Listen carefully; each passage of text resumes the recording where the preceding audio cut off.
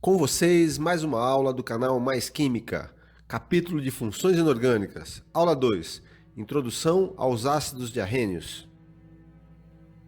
Antes de iniciarmos ácidos, vamos dar o conceito de funções inorgânicas. São conjuntos de compostos inorgânicos que, devido às semelhanças estruturais, apresentam propriedades semelhantes. Como exemplo, poderemos pegar ácidos, liberam H+ em meio aquoso e apresentam sabor azedo. Você pode ver aí um limão, que assim como outras frutas cítricas, apresenta características ácidas. Outro exemplo são as bases, que liberam OH- em meio aquoso e têm sabor adstringente, como é o caso do caju. Vamos ao conceito de ácidos segundo a teoria de Arrhenius. São substâncias que, em meio aquoso, sofrem ionização liberando como único cátion íons H+. H3O+ pode ser também. Imaginem gás clorídrico, HCl, sendo borbulhado em água e surgindo nessa solução íons H+ e Cl-. Agora, uma grande dúvida que muitos alunos apresentam é qual a relação entre H+ e H3O+. Então destaque aí para vocês formação de H3O+. Imagine uma molécula de água que tem um H+ se aproximando dela, proveniente da ionização do ácido. Veja, na molécula de água podemos observar pares eletrônicos não ligantes. E tudo que o H+, que é um próton, deseja é adquirir 2 elétrons para ficar com a configuração eletrônica estável do gás nobre hélio. Então, ocorre a formação de uma ligação dativa, um compartilhamento de par eletrônico proveniente da água, e aí a formação do íon H3O+, como você pode ver na animação.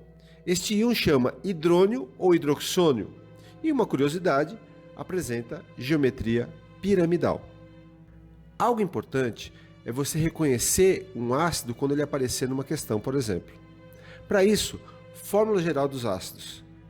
HXA, onde A é um ânion e X é a carga do ânion.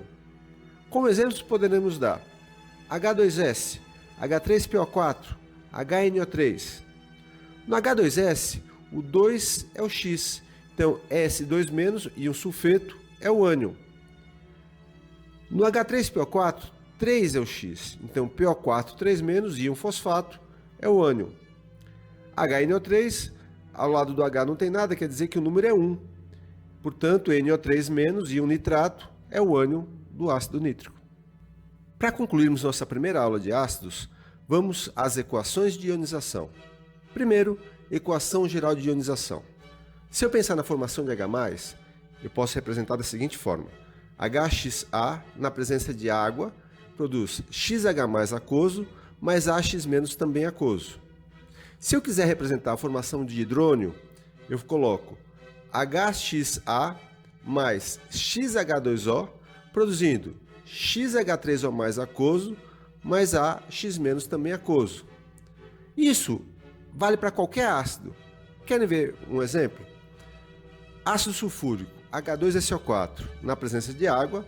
Notem, o X é 2, então ele vai produzir 2H+ aquoso, mais SO4 2- também aquoso. Ou, na segunda maneira de representarmos, H2SO4 mais 2H2O, produzindo 2H3O+ aquoso, mais SO4 2- também aquoso. Agora, na prática, os hidrogênios ionizáveis não são todos liberados de uma só vez. A ionização ocorre em etapas.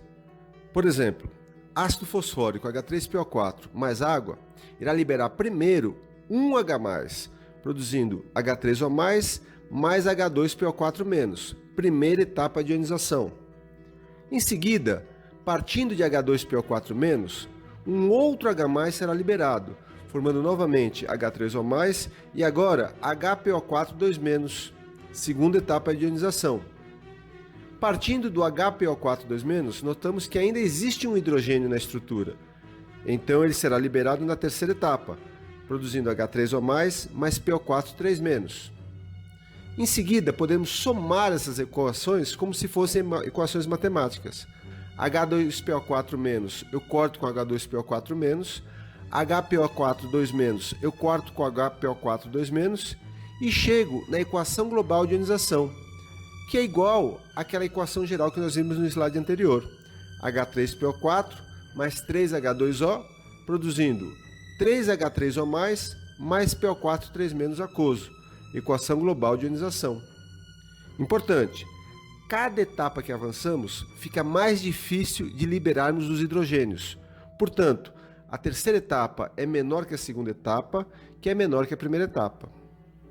Você assistiu mais uma aula do canal Mais Química, Introdução aos ácidos diarrênios, conceitos básicos e equações de ionização. Se você gostou do vídeo, curta, comente, compartilhe, assine o canal, toque o sininho para receber notificações de novos vídeos. Canal Mais Química, aqui a grande protagonista é a química. Valeu, pessoal, um beijo no coração e um grande abraço.